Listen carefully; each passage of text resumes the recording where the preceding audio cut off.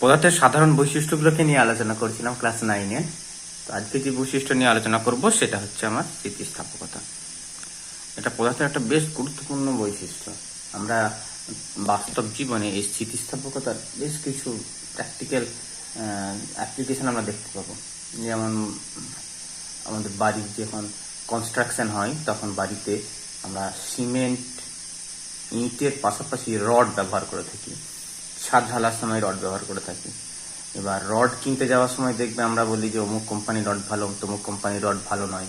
এই সমস্ত কারণগুলো এসে হাজির হয়ে যায় মেনলি পদার্থের যে ধর্মের জন্য, সেটা হচ্ছে স্থিতিস্থাপকতা। যে রডের স্থিতিস্থাপকতা অন্যান্য রডের থেকে বেশি হবে, ডেফিনেটলি সেই রডটা কিন্তু অন্যান্য রডের থেকে এমনিতে কার্যকারিতা ভালো দেখাবে, বেশি দেখাবে। তো চলে আসি স্থিতিস্থাপকতার আলোচনাতে। কি স্থিতিস্থাপকতা বিষয়টা? প্রথমে আমি যে ব্যাপারটা নিয়ে আলোচনা করছি সেটা হচ্ছে, মনে করা যাক এটা একটা কোনো পদার্থের তৈরি একটা বস্তু। এই বস্তুর উপর যদি আমি বাহ্যিক বল প্রয়োগ করি তাহলে বস্তুটা তার আকার এবং আয়তনের পরিবর্তন করবে, মানে বস্তুটা দৈর্ঘ্যে বেড়ে যাবে। এখন যদি তার দৈর্ঘ্যটাকে যদি বলি আমি L1, বস্তুটার উপর যদি একটা বাহ্যিক বল প্রয়োগ করি, মানে এটা যদি এই প্রান্ত থেকে যদি টানি থাকে, এদিকে যদি টানি বল প্রয়োগ করে, তখন তার দৈর্ঘ্যটা কিন্তু আর L1 থাকবে না, দৈর্ঘ্যটা একটু হলো বেড়ে যাবে। বৃদ্ধিপ্রাপ্ত দৈর্ঘ্যটাকে মনে করো আমি বললাম এইটুকু হয়তো বেড়ে গেছে। এটাকে মনে করো আমি বললুম ডেল এলে, পাশে ছোট্ট করে ত্রিভুজ মধ্যে দিয়েছি না, ওইটা হচ্ছে বলা হয় ডেল চিহ্ন। ডেল দ্বারা পরিবর্তনকে প্রকাশ করা হয়, কতটুকু পরিবর্তন হলো। তাহলে এই যে মোট যে দৈর্ঘ্যটা হয়েছে আমার, এটা যে L2 বলছি, এই L2-র মানটা আমি বলতে পারি আগেকারে যেটা ছিল প্লাস এই যেটুকু বাড়লো। এই যে পরিবর্তনটুকু হচ্ছে, এই পরিবর্তনটা কিন্তু এর মধ্যে পার্মানেন্টলি রয়ে গেল না। মানে আমি লোহার রডটাকে এখান থেকে বল প্রয়োগ করে টেনে দিলাম আর এই সেটা বেড়েই গেল। আমি বল উঠিয়ে নিলে এই বৃদ্ধিপ্রাপ্ত অংশটুকু, মানে ওইটুকু যে বেড়েই রয়ে যাবে পার্মানেন্টলি, সেটা কোনো কিন্তু ফাইনাল নয়। কতটা বল প্রয়োগ করছি তার উপর ডিপেন্ড করে এইটুকু বেড়ে রয়ে যাবে, নাকি বলটা উঠিয়ে নিলে পুনরায় সে আবার আগের অবস্থানে চলে যাবে, এইটা নির্ভর করছে। হ্যাঁ, যদি খুব বেশি বল প্রয়োগ করি এটা বেড়ে যাবে এবং ওইটুকু পার্মানেন্টলি রয়ে যাবে, সেটা কনফার্ম। কিন্তু যদি সামান্য একটু বল প্রয়োগ করি, সামান্য মানে একটা নির্দিষ্ট রেঞ্জ যদি বল প্রয়োগ করি, তাহলে দেখবো যতক্ষণ আমরা বলটাকে প্রয়োগ করে রাখছি ততক্ষণ তার দৈর্ঘ্যটা পরিবর্তন হচ্ছে, কিন্তু যখনই আমরা বলটাকে তুলে নিচ্ছি তখন কিন্তু সে পুনরায় আগের অবস্থানে চলে যাচ্ছে। মানে যেটা গ্রাফিক প্রয়োগ দেখেছি, যখন হচ্ছে আমার বলটা নট ইকুয়াল টু 0, তখন তার পরিবর্তন আছে।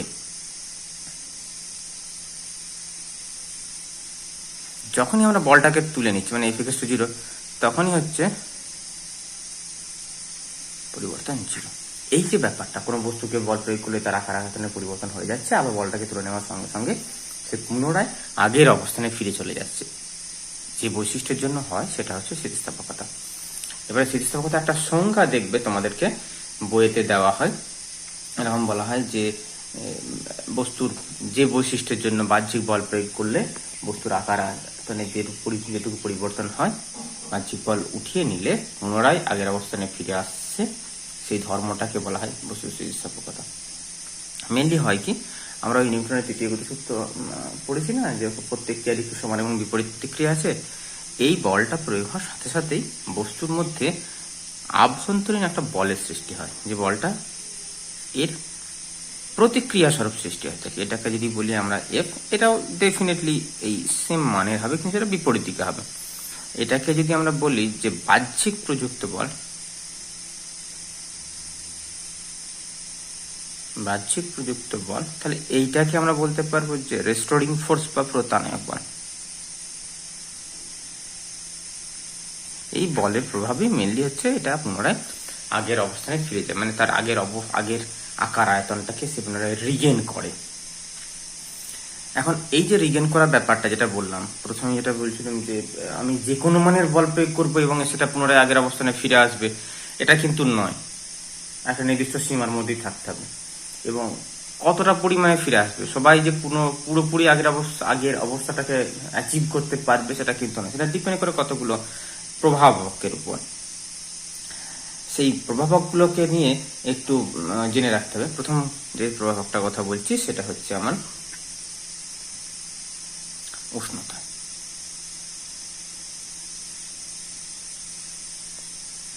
সাধারণত উষ্ণতা যদি আমরা বাড়িয়ে দিই তাহলে এই যে ফিরে আসার ঘটনাটা সেটা কিন্তু কমে যায়। উষ্ণতাটা বাড়িয়ে দিলে তাদের মধ্যেকার আন্তরাণবিক বল, এখানে একটা ব্যাপার একটু আলোচনা করে দেওয়া দরকার। এই যে স্থিতিস্থাপকতা এটা কেন অ্যারাইজ করে? কোনো বস্তুর মধ্যে থাকে কি হয়, থাকে বিভিন্ন ধরনের অণু। সেই অণুগুলো পরস্পরের উপর একটা আন্তরাণবিক বল প্রয়োগ করে।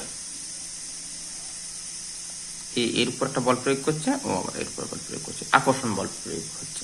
এই আকর্ষণ বলের প্রভাবে ওরা কি অ্যাটাচ হয়ে থাকে। যখন আমি উষ্ণতা বাড়িয়ে দেবো তখন তাদের মধ্যেকার গতিশক্তির পরিমাণটা কিন্তু বেড়ে যাবে। এর ফলে তারা পরস্পরকে সেই পরিমাণ কিন্তু আকর্ষণ বলটা প্রয়োগ করতে পারবে না। ফলে হবে কি, উষ্ণতা বাড়ালে তার এই যে ফিরে আসার টেন্ডেন্সিটা,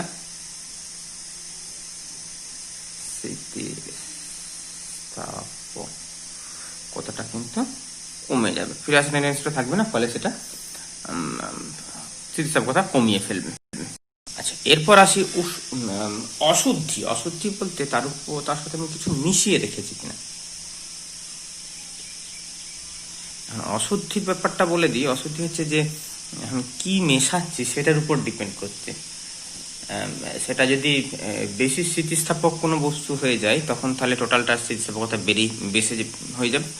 আর যদি কম স্থিতিস্থাপক কোনো পদার্থকে মিশিয়ে ফেলি তাহলে সেটা হচ্ছে তার স্থিতিস্থাপকতা বেড়ে যাবে, কমে যাবে। ব্যাপারটা কিরকম, মনে করো আমি দুই প্রকার চাকে মিশাচ্ছি, এটা হচ্ছে এ, এটা হচ্ছে বি। এর যা দাম তার থেকে বি এর দামটা যদি বেশি হয় তাহলে মিশ্রণের দামটা ডেফিনেটলি বেড়ে যাবে। এর যা দাম তার থেকে যদি বি এর দামটা যদি কম হয় তাহলে মিশ্রণের দামটা ডেফিনেটলি কমে যাবে। ব্যাপারটা এরকম আর কি। যে মিশছে তার স্থিতিস্থাপকতা যদি বেশি থাকে তাহলে টোটালটা স্থিতিস্থাপকতা বেড়ে যায়। যেমন একটা আমি বলতে পারি যে কিছু কিছু ক্ষেত্রে সোনার সঙ্গে পটাশিয়াম মেশালে তার স্থিতিস্থাপকতা কিন্তু বেড়ে যাবে। লোহার সঙ্গে কার্বন মেশালে স্থিতিস্থাপকতা কিন্তু বেড়ে যাবে। এরপরে আসে বারবার কোনো বস্তুকে আমি গরম করছি ঠান্ডা করছি কিনা। মানে একই টেম্পারেচারে আছে, টোটাল উষ্ণতাটা কিন্তু আমি বাড়িয়ে ফেলিনি, একই উষ্ণতাটা আছে, রুম টেম্পারেচার আছে, কিন্তু হয়েছে কি একটা ক্ষেত্রে উত্তাপন ও শীতলীকরণ।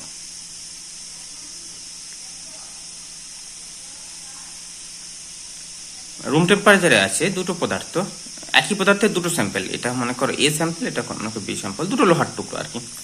একে কি করা হয়েছে, একে রুম টেম্পারেচারেতেই রাখা হয়েছে। একে কি করা হয়েছে, রুম টেম্পারেচার রাখার আগে বেশ কয়েকবার গরম করা হয়েছে, ঠান্ডা করা হয়েছে, গরম করা হয়েছে, ঠান্ডা করা হয়েছে। ফলে এর ভেতরে ওই যে অণুগুলোর মধ্যে যে ইন্টারাকশনটা, সেই ইন্টারাকশনটা কিন্তু কমে যাবে। ফলে এর স্থিতিস্থাপকতা কমে যাবে এর তুলনায়।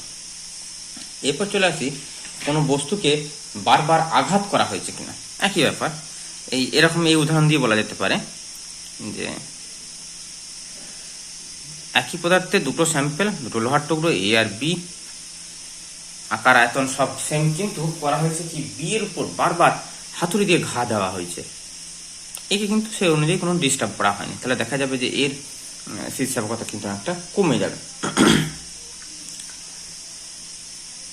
স্থিতিস্থাপকতা পদার্থের কঠিন, তরল এবং গ্যাসীয় এই অবস্থার উপরও কিন্তু ডিপেন্ড করে থাকে।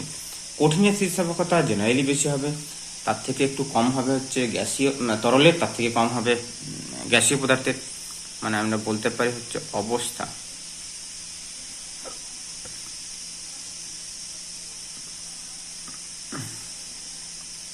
গ্যাসীয় সব থেকে কম, তার থেকে একটু বেশি থাকবে আমার তরলের, তার থেকে অনেক বেশি থাকবে হচ্ছে কঠিনে। কারণ সেক্ষেত্রে তো অ্যাটমিক ডিস্টেন্স অনেকটা কমে গেছে, আন্তরাণবিক দূরত্বটা অনেকটা কমে গেছে। ফলে সেক্ষেত্রে তাদের স্থিতিস্থাপকতা মানটা কিন্তু অনেকটা বেড়ে যাবে। এবারে স্থিতিস্থাপকতা ওই যে বেড়ে যাওয়া বা কমে যাওয়া বলছি না, এইগুলো ডেফিনেটলি মেজারমেন্টের একটা প্রয়োজন আছে। কতটা বাড়লো, কতটা কমলো, না হলে আমি বলতেই পারবো না যে দুটো পদার্থের মধ্যে স্থিতিস্থাপকতা কার বেশি কার কম। চোখে দেখে তো সবসময় বলা সম্ভব নয়, ফিজিক্স তো আর সে কথা বলে না। তোমাকে মাপতে হবে। মাপার জন্য আমরা দুটো রাশির সাহায্য নিয়ে থাকি, যে দুটো রাশি সম্পর্কে কিন্তু জানাটা খুব দরকার। তার মধ্যে একটা রাশি হচ্ছে আমার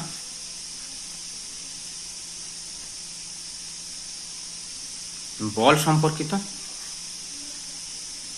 আর একটা হচ্ছে বিকৃতি সম্পর্কিত, বা কতটা সে তার আয়তন পরিবর্তন করছে। বল সম্পর্কিত বলতে যে আমরা বল প্রয়োগ করার ফলে তার ভেতরে কতটা প্রত্যনায়ক বল সৃষ্টি হচ্ছে সেটাকে মাপতে চাই। আমরা যে বাইরে থেকে প্রযুক্ত বলটা প্রয়োগ করলাম, এক্ষেত্রে এর ফলে এর ভিতরে একটা এফ রিয়াকশন তৈরি হলো, প্রত্যনায়ক বল। এই প্রত্যনায়ক বলের মানটা কতটা সেটাকে মাপার জন্য একটা রাশি ব্যবহার করা হয়। যে যত বেশি প্রত্যনায়ক বল তৈরি করতে পারছে, ডেফিনেটলি তার স্থিতিস্থাপকতার মানটা বেশি। আর বিকৃতি বলতে একটা বস্তুর দৈর্ঘ্য আমার প্রথমে জানা ছিল L1, তারপরে বল প্রয়োগের ফলে তার দৈর্ঘ্যটা বেড়ে হয়ে গেছিল, পরিবর্তন হয়েছিল L2। এই যে পরিবর্তন যেটুকু হয়েছিল ΔL, এই পরিবর্তনটুকু কতটা, যার যত বেশি হবে তার স্থিতিস্থাপকতার মানটা ডেফিনেটলি ততটা কম। বেশ, শুরু করা যাক। প্রথমে আমি চলে আসি বল সম্পর্কিত রাশিটা, যেটা কথা বলছি এটাকে আমরা বলে থাকি হচ্ছে পীড়ন। যে ছবিটা আঁকা আছে এখান থেকে আমি বলে দিই। মনে করি এর উপর আমি একটা, এটা হচ্ছে তার প্রস্থচ্ছেদের ক্ষেত্রফল। যেহেতু দৈর্ঘ্য বরাবর আমরা বলটা প্রয়োগ করছি, তার দৈর্ঘ্য পরিবর্তন ঘটেছে। কোন দিকে বল প্রয়োগ করছি সেটার উপর ডিপেন্ড করে তার আয়তনের আকারে সেরূপ পরিবর্তন ঘটবে। যদি আমি লম্বভাবে বল প্রয়োগ করি সেটাকে আমরা বলবো অভিলম্ব পীড়ন। লম্বভাবে বল প্রয়োগ করলে তার দৈর্ঘ্য পরিবর্তন ঘটবে, তার আয়তনের পরিবর্তন ঘটবে। আর যদি আমি স্পর্শকীয়ভাবে বল প্রয়োগ করে থাকি, মানে এটার উপর এইভাবে লম্বভাবে না প্রয়োগ করে যদি এই তলের সাথে সমান্তরালে বলটা প্রয়োগ করে দিই, তার দৈর্ঘ্য এবং আয়তনের কোনোরূপ কোনো পরিবর্তন ঘটবে না, পরিবর্তনটা মেনলি ঘটে যাবে তার আকারে। সেটা নিয়ে আসবো, যেটার উপর ভিত্তি করে আমরা পীড়নকে দুটো ভাগে ভাগ করে দেবো। একটা হচ্ছে আমার অভিলম্ব পীড়ন,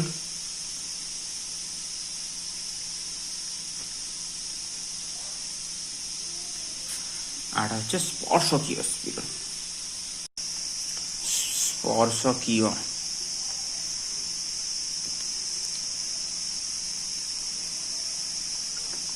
স্পর্শকীয় পীড়ন, সেটা নিয়ে ডিটেলে আলোচনা করব পরে। তার আগে আমরা একটু এই পীড়ন সম্পর্কে বা পার্টিকুলার তার ম্যাথমেটিক্যাল এক্সপ্রেশনটা একটু দেখে নিই। পীড়ন বলতে আমরা কি বুঝবো? এই যে বলটা প্রয়োগ করছি আমি, তার ফলে যে প্রতিক্রিয়া স্বরূপ যে প্রত্যানয়ক বলটা সৃষ্টি হচ্ছে, এই প্রত্যানয়ক বলের মানটা প্রতি একক ক্ষেত্রফলে কতটা তৈরি হচ্ছে। মানে আমি এই যে লোহার বা যে কোনো পদার্থের যে আমরা এই যে বাটটা কেটে নিয়েছি না, এই বাটের যদি আমি এই তলটার যদি ক্ষেত্রফল আমি যদি জেনে থাকি, মনে করো এই তলটার ক্ষেত্রফল হচ্ছে আমার এই যে প্রত্যানয়ক বলটা সৃষ্টি হলো,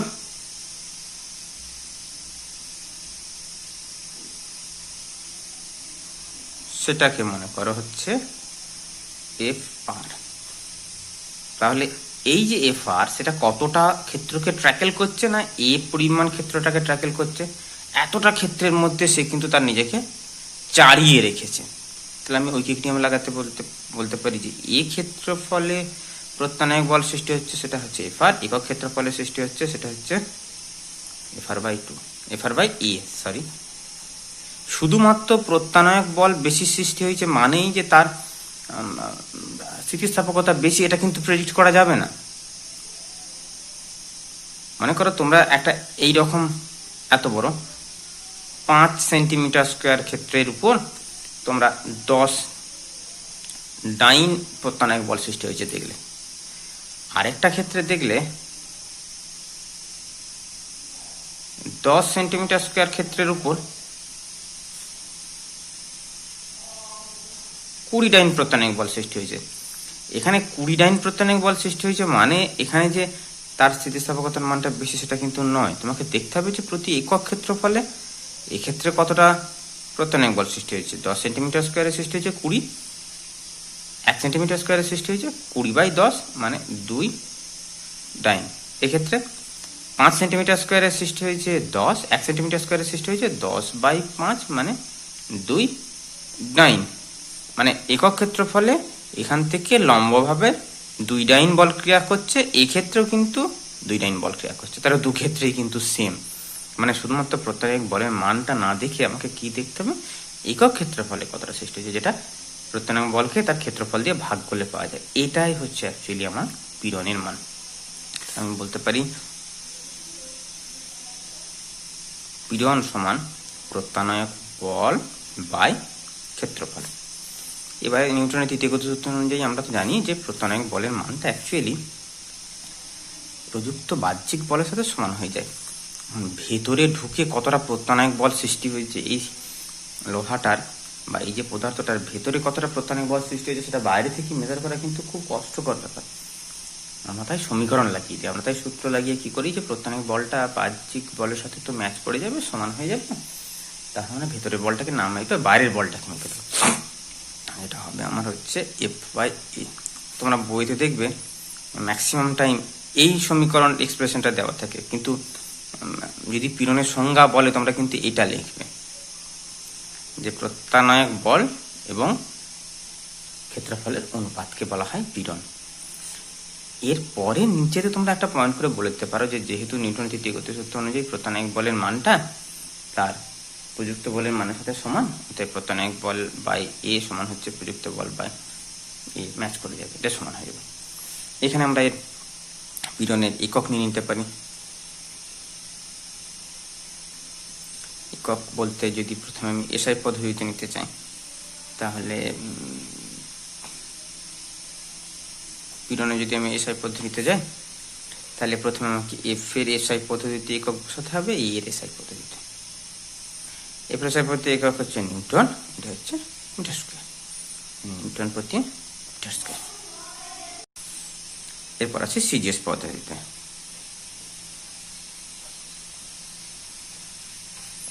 এটা আমি এফ সিজিএস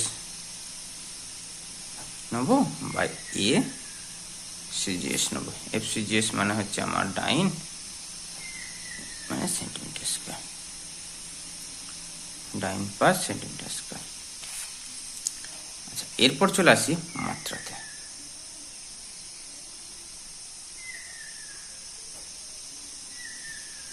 পীড়ন সমান হচ্ছে আমার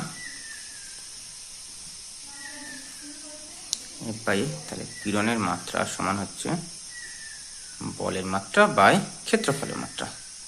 বলের মাত্রা মানে এটা কি, M L T to the power -2 divided by এ হচ্ছে L square, that means M L to the power -1 T to the power -2।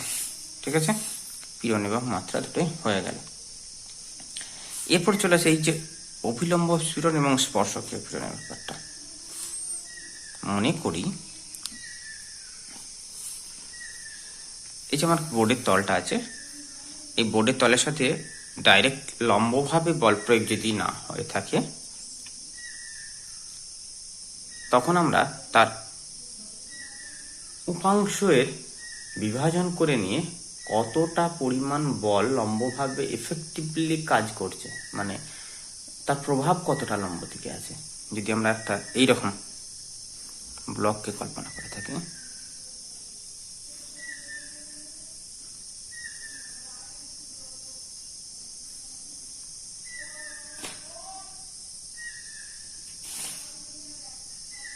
এখান থেকে মনে করি এরকম হেলানো ভাবে একটা বল, তার এইদিকে কতটা উপাংশ রয়েছে, এইদিকে কতটা উপাংশ রয়েছে, এটা যদি আমার থিটা হয় তাহলে এই যে সমান্তরাল হবে, লম্ব হবে, মানে এর সঙ্গে স্পর্শকীয় ভাবে যে বলটা আছে এফ টি, সেটা সমান আমি বলতে পারবো এফ কস থিটা। এখন এই যে কস থিটা সাইন থিটা এই ব্যাপারগুলো কিন্তু ক্লাস 9-এ নেই, আগে বলে রাখছি, তবে তোমরা শুধুমাত্র মনে রাখো যে এফ টি পরিমাণ এদিকের প্রভাব আসছে, আর এফ এন এটা সমান আমার হচ্ছে এফ সাইন থিটা। এরপর যদি আমি এই যে তলটা রয়েছে এই তলটা যদি আমি ক্ষেত্রফলটা যদি জেনে যাই তাহলে আমি এখানে যেটা বলেছি অভিলম্ব পীড়ন, সেই অভিলম্ব পীড়ন বলতে আমি বুঝবো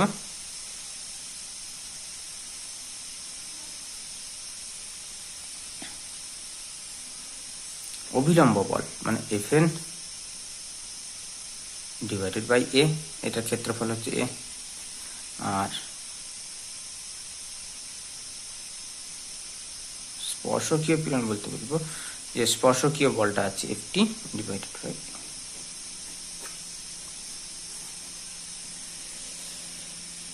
এখানে অসহপীড়ন বলে একটা ব্যাপার ক্লাস 9 মাঝে মধ্যে জিজ্ঞাসা করা হয়, সেটা সম্পর্কে একটু জেনে রাখতে হবে। অসহপীড়ন সাথে সাথে আবার অসহ ভারও বলে দেয়। অসহপীড়ন বলতে যে একটা বস্তুর উপর তুমি কতটা পীড়ন প্রয়োগ করলে, পীড়ন অবশ্য প্রয়োগ করা যায় না, পীড়ন কিন্তু ভেতর থেকে উদ্ভূত হয়, পীড়নকে কিন্তু স্বকীয় ধর্ম বলা হয় না, স্বকীয় ধর্ম বলা হয় হচ্ছে অ্যাকচুয়ালি বিকৃতিটাকে। তুমি বিকৃত করলে তার মধ্যে পীড়নটা তৈরি হবে, মানে কতটা পরিমাণ তাকে পীড়িত করলে সে সহ্য করতে পারবে, তার থেকে বেশি করলে সে সহ্য করতে পারবে না, মানে সে ছিঁড়ে যাবে, ভেঙে যাবে। একটা বস্তুকে যদি আমি উপরে টাঙিয়ে দিয়ে তারপর যদি বল প্রয়োগ করেই যাই কিন্তু সে একবারে ইনফাইনাইট বল পর্যন্ত সে সেটাকে সহ্য করে নেবে, এটা কিন্তু নয়। একটা নির্দিষ্ট সীমার পর কিন্তু সে ছিঁড়ে যাবে, ওই যে পরিমাণ পীড়ন প্রয়োগ করলে সে ছিঁড়ে যাচ্ছে সেটাকে বলছে অসহপীড়ন। এবং ওই অসহপীড়ন প্রয়োগ করার জন্যে আমি যে ভার টাঙিয়ে, মানে যদি এটাকে এইভাবে যদি টাঙিয়ে নিয়ে যদি আমি পীড়নটা অ্যাপ্লাই করি, তাহলে এখানে একটা নির্দিষ্ট পরিমাণ ভার টাঙিয়েও তো এখানে যে বলটা প্রয়োগ করছি, এই পরিমাণ বলটা, এই বলটা আমি কি করতে পারি, কিছু পরিমাণ ভরকে ঝুলিয়ে দিয়ে প্রয়োগ করতে পারি। আমি হাতে করে না বল প্রয়োগ করে বস্তুকে ঝুলিয়ে দিলাম, দিয়ে বল প্রয়োগ করলাম, এই যে ভরটা সেটা হচ্ছে অসহ ভর, আর যে ভারটা প্রয়োগ করছি সেটা হচ্ছে অসহ ভার। জাস্ট সংজ্ঞাটা। এরপর চলে আসি আমরা বিকৃতির মানে। পীড়ন সম্পর্কে এর থেকে বেশি আর তেমন কিছু ক্লাস 9 জানতে চাওয়া হয় না। এরপর চলে আসো আমরা হচ্ছে বিকৃতি।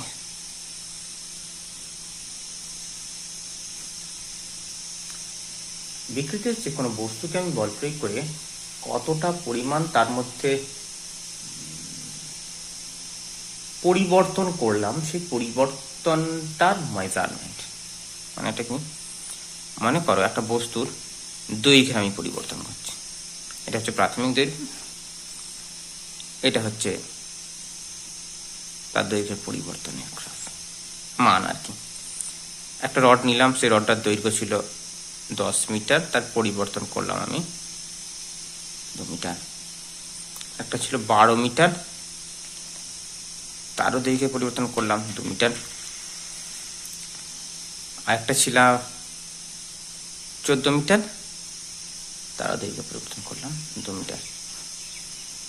বিকৃতিটা মাপার মূল উদ্দেশ্যটা কি, কে কতটা বেশি বিকৃত হয়েছে সেটাকে আমি দেখে স্থিতিস্থাপকতার ধর্মটুকু তাকে আমি বুঝতে, আমি রিয়েলাইজ করার চেষ্টা করবো। যে যত বেশি বিকৃত হবে তার মানে তার স্থিতিস্থাপকতার ধর্মটা কিন্তু একই পরিমাণ বল প্রয়োগ করে যে যত বেশি বিকৃত হবে তার স্থিতিস্থাপকতার ধর্মটা কিন্তু ততটা কম। একই পরিমাণ বল প্রয়োগ করে আমি অ্যালুমিনিয়ামে যতটা বেশি বিকৃতি খেয়াল করবো, লোহাতে কিন্তু ততটা বিকৃতি খেয়াল করবো না, কারণ লোহা বেশি স্থিতিস্থাপক। এক্ষেত্রে এই যে পরিবর্তনের মানটা, এই পরিবর্তনের মানটা দেখে অনেকের মনে হয়ে যেতে পারে যে হয়তো প্রত্যেকেরই স্থিতিস্থাপকতা ধর্ম প্রায় সেম, কিন্তু প্রাথমিক দৈর্ঘ্যটা যদি না খেয়াল করা হয় এটা কিন্তু ভুল প্রেডিকশন হয়ে যাবে। আমাকে কি দেখতে হবে, যে দৈর্ঘ্য ছিল 10 মিটার, তাতে 2 পরিবর্তন করেছে। এর ছিল 12 মিটার, তাতে 2 করেছে। এর ছিল 14 মিটার, তাতে 2 পরিবর্তন করেছে। তাহলে কি অ্যাকচুয়ালি কম করেছে? তোমাকে দেখে নিতে হবে যে একক দৈর্ঘ্য মানে 1 মিটারকে কে বেশি বাড়িয়েছে, 10 মিটারকে 2 মিটার বাড়িয়েছে, তার মানে 1 মিটারকে কতটা বাড়িয়েছে, 2/10। এ 12 মিটারকে 2 মিটার বাড়িয়েছে, তাহলে 1 মিটারকে বাড়িয়েছে 2/12। এ 14 মিটারকে 2 মিটার বাড়িয়েছে, মানে 2/14। প্রত্যেকটার লব 2, কিন্তু হর বাড়তে বাড়তে এসছে, মানে এই ভগ্নাংশটা 2/14 মান সব থেকে কম, হরের মানটা বেশি বলে। তাহলে আমি এখানেই প্রেডিক্ট করতে পারি যে এর বিকৃতি কিন্তু অনেক কম।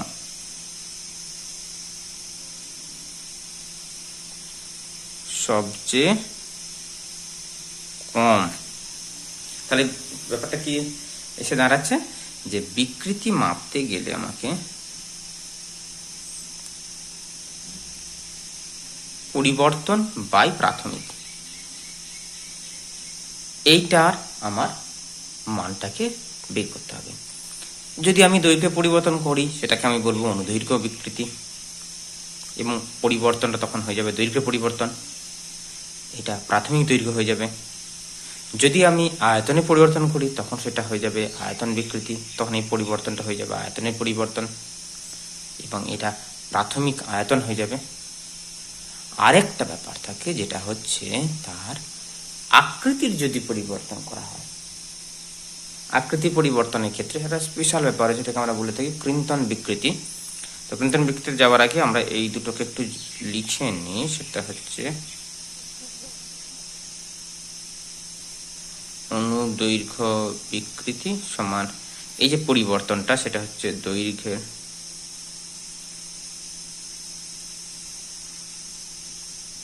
বর্তন বাই প্রাথমিক দৈর্ঘ্য, এবং 2 নম্বরে আসছে আমার আয়তন বিকৃতি।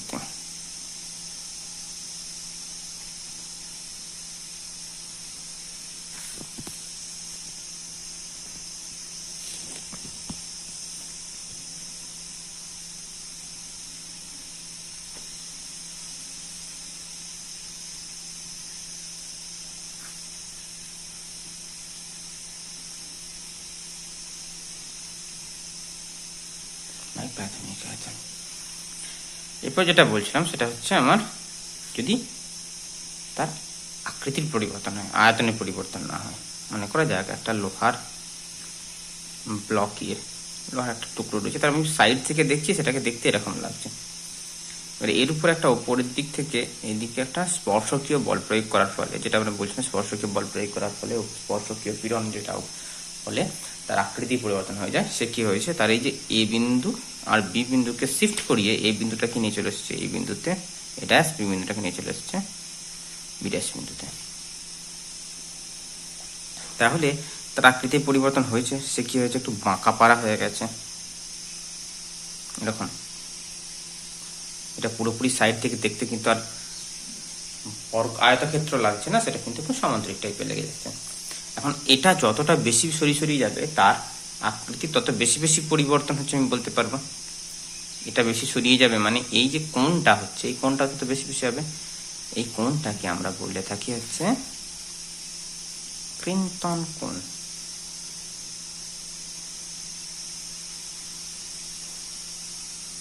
Sharing angle. এক্ষেত্রে এই যে দৈর্ঘ্য এ ড্যাশ, তাকে যদি আমি এই যে দৈর্ঘ্য অর্থাৎ এটাকে যদি আমি সি নাম দিয়ে দিই এসি, এই অনুপাতটা নিলে যেটা আসবে এই অনুপাতটা দ্বারাই আমার প্রকাশিত হয়ে থাকে এই ধরনের বিকৃতিকে আমরা বলে থাকি ক্রিন্তন বিকৃতি।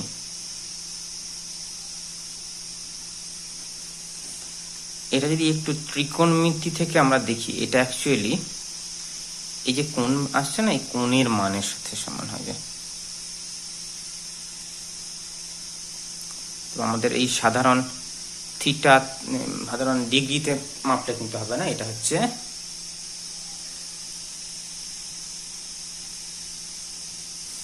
রেডিয়ান এককে যদি আমরা কোণটাকে মাপি তাহলে সেক্ষেত্রে এটা হচ্ছে কোণের মান হবে।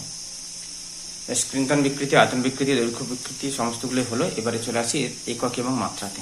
প্রথমে দেখতে পাচ্ছ যে এখান থেকে বিকৃতি সমান পরিবর্তন বাই প্রাথমিক কোন একটা রাশির, এটার কথাই বলে থাকি প্রাথমিক আয়তন পরিবর্তন, প্রাথমিক পরিবর্তন আয়তন পরিবর্তন বা প্রাথমিক আয়তন। তাহলে এর যদি আমি মাত্রা নিতে চাই তাহলে ওপরে কি লিখব, আয়তন পরিবর্তনের মাত্রা ডিভাইডেড বাই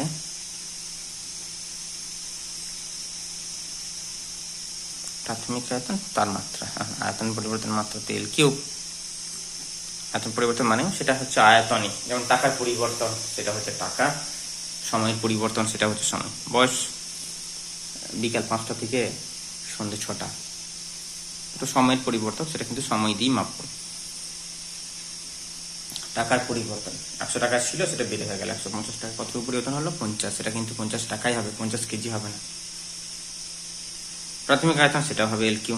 তাহলে এর কিন্তু কোনো রকম কোনো আমার মাত্রা নেই। এরপর চলে আসি আমার এককে।